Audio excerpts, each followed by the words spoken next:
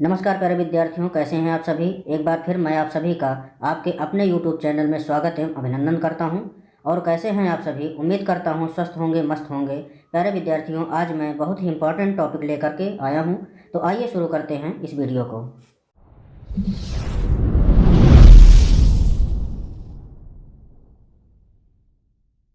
विद्यार्थियों, आज हम पढ़ेंगे भारत की प्रमुख नदियाँ। किसके विषय में? भारत की जो प्रमुख नदियाँ हैं उनके बारे में हम पढ़ेंगे।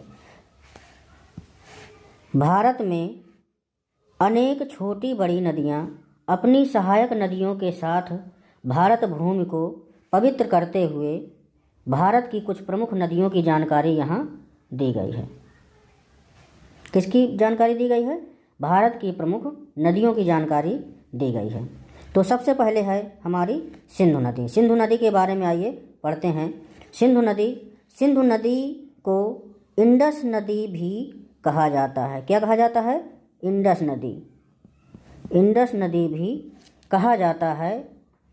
इस नदी यानी कि सिंधु नदी का अगर उद्गम देखें, उद्गम जो है वो तिब्बत स्थित मानसरोवर झील से हुआ है। कहाँ से हुआ है?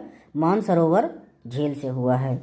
सिंधु नदी तिब्बत, भारत, पाकिस्तान में बहते हुए अरब सागर में, कहाँ पर? अरब सागर में मिल जाती है। सिंधु नदी की कुल अगर लंबाई की बात करें तो 2880 किलोमीटर है। कौन सी नदी? सिंधु नदी। सिंधु नदी जो है वो कितनी है? 2880 किलोमीटर लंबी है तथा यह भारत में 992 किलोमीटर लंबी है। जो भारत में इसकी लंबाई है वो 992 किलोमीटर है। सिंधु नदी की प्रमुख सहायक नदियाँ झेलम, चिनाब, ब्यास, सतलज नदी, इसी को सतलुज नदी भी कहते हैं, ये हैं जो सिंधु नदी की सहायक नदियाँ हैं। तो आइए अब देखते हैं झेलम नदी को। किसको? झेलम नदी को आइए देखते हैं। तो झेलम नदी में देखिए, झेलम नदी में देखते हैं क्या है कि झेलम नदी का उद्गम कश्मीर घाटी की शेषनाग झील के निकट बेरनाग नामक स्थान से हुआ है। झेलम नदी का उद्गम कहाँ से हुआ है?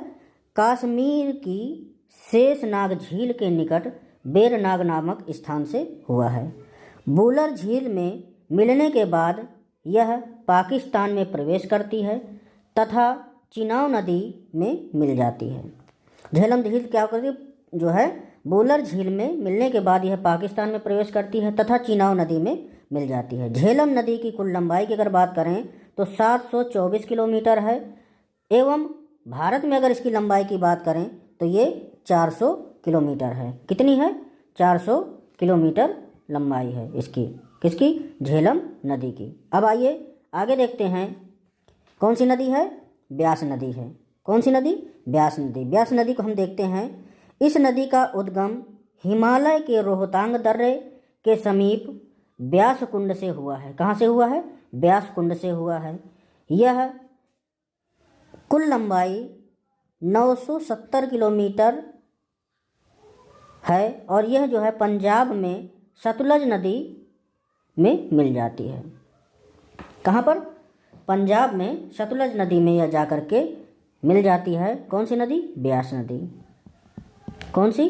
ब्यास नदी जो है ये सतलज नदी में मिल जाती है। आइए आगे देखते हैं।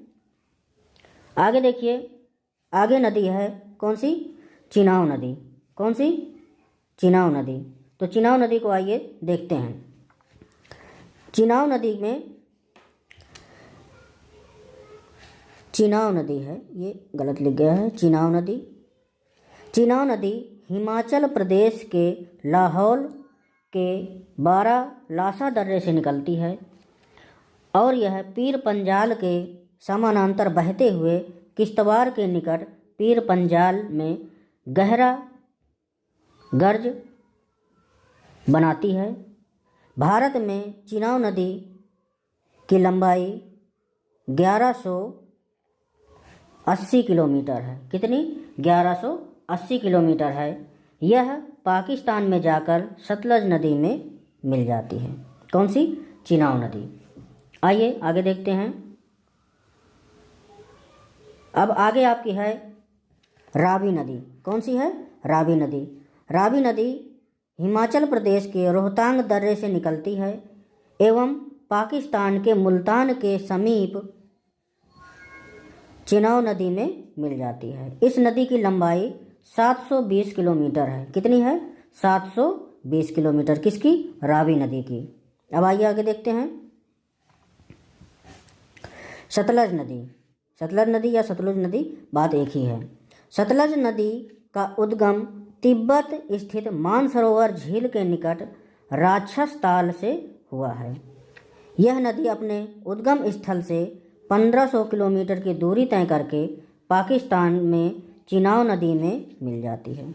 भारत में सतलज नदी की लंबाई 1050 किलोमीटर है और प्रसिद्ध भाखड़ा नागल बांध सतलज नदी पर बना हुआ है। कहाँ पर बना हुआ है?